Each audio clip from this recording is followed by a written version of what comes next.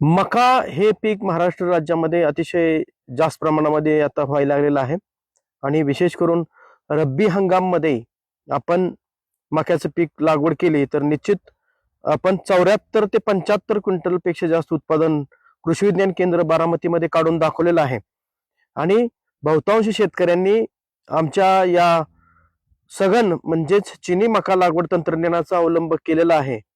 मी सर्व शेतकरी बांधवांना विनंती करेन की आपण ज्यांनी ज्यांनी मका लागवड करणार आहात त्यांनी 50 पेक्षा जास्त क्विंटल उत्पादन आपण 1 एकर क्षेत्रामध्ये काढू शकतो आणि त्याला मी सांगितल्याप्रमाणे जर तुम्ही नियोजन केलं तर निश्चित तुम्हाला एकरी 50 ते 75 क्विंटल उत्पादन मिळणार आहे. या ठिकाणी तुम्ही पाहतात कृषी विज्ञान केंद्रामध्ये सघन मका लागवड म्हणजे आमचं कृषी विज्ञान केंद्राचं चिनी तंत्रज्ञान यामध्ये वेगवेगळ्या व्हरायटी लावलेल्या आहेत. इकडे एका कंपनीची व्हरायटी आहे, माझ्या पाठीमागे एका कंपनीची एक व्हरायटी आहे आणि त्याच्या पलीकडे एका कंपनीची व्हरायटी आहे. तर वेगवेगळ्या कंपनीचं जरी आपण बियाणं लावलं आणि या तंत्रज्ञानाचा वापर केला तर निश्चित तुम्हाला उत्पादन जास्त मिळतं.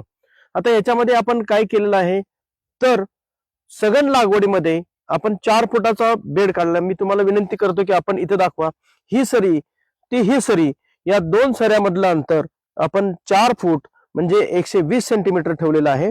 आणि टोकन करताना साधी सोपी पद्धत तुम्हाला सांगतो की याच्यामध्ये आपण बरोबर मध्यभागी आपण लॅटरल घ्यायची, जी 1.25 फूट ज्याच्यामध्ये ड्रिपरचं अंतर आहे अशीच ड्रिपर घ्यायचे, लॅटरल घ्यायची आणि त्याच्या प्रत्येक ड्रिपरच्या बाजूला आपण 1.25 फुटावर एक ड्रिपर असतो, त्या ड्रिपरच्या एका बाजूला 2 बी आणि दुसऱ्या बाजूला 2 बी, या ड्रिपरच्या पासून 8 इंच एका बाजूला 2 बी आणि दुसऱ्या बाजूला 2 बी, असे 1.25 फुटाच्या चौकटीमध्ये आपण 8 बी लागतील.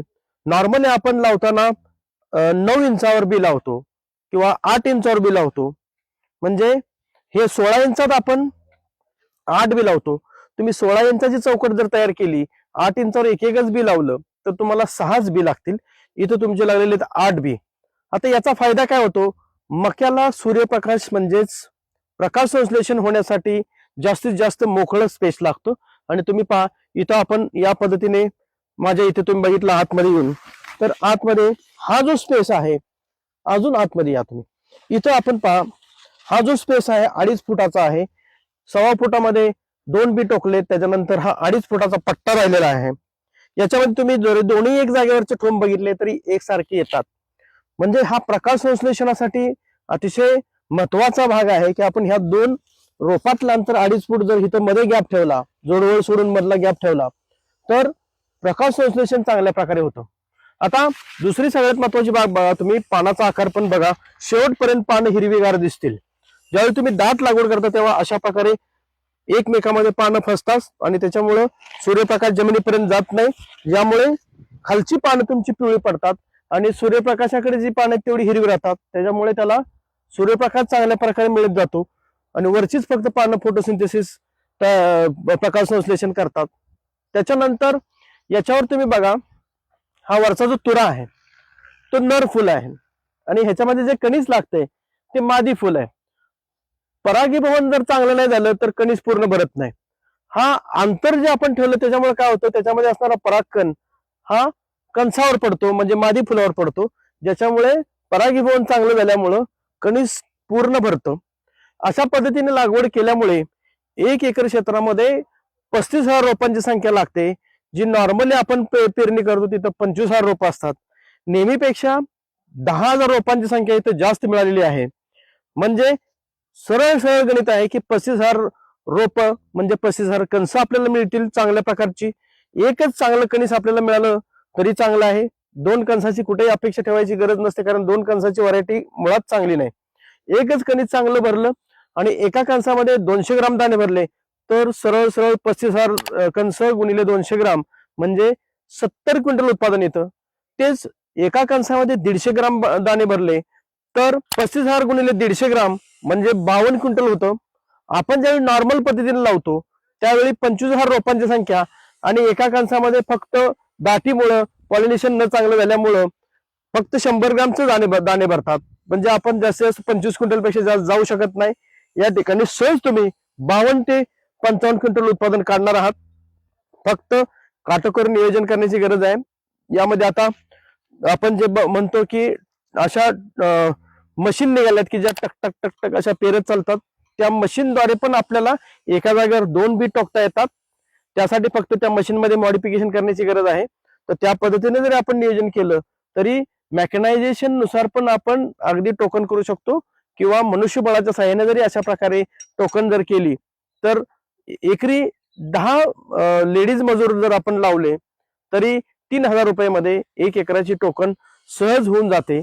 जिथं पेरणीला खर्च 2,000 रुपये येतो त्याच्याऐवजी फक्त 1,000 रुपये खर्च जास्त येईल, परंतु काटेकोर नियोजन होईल. दुसरं सगळ्यात महत्वाची बाब आहे की इथं आपल्याला उत्पादन जास्त येणारच आहे, शिवाय ठिबक सिंचनचं जर नियोजन केलं तर पाणी कमी लागणार आहे. आता याच्यामध्ये कृषी विज्ञान केंद्रामध्ये आम्ही काय केलंय की AI तंत्रज्ञानाची जोड दिली आहे. म्हणजे इथे तुम्ही पहा, पाठीमागे वेदर स्टेशन बसवलेलं आहे. वेदर स्टेशनद्वारे हवामानाचा अंदाज येतो. त्यानंतर जमिनीमध्ये आपण ओलावा मोजणारे सेन्सर बसवलेले आहेत.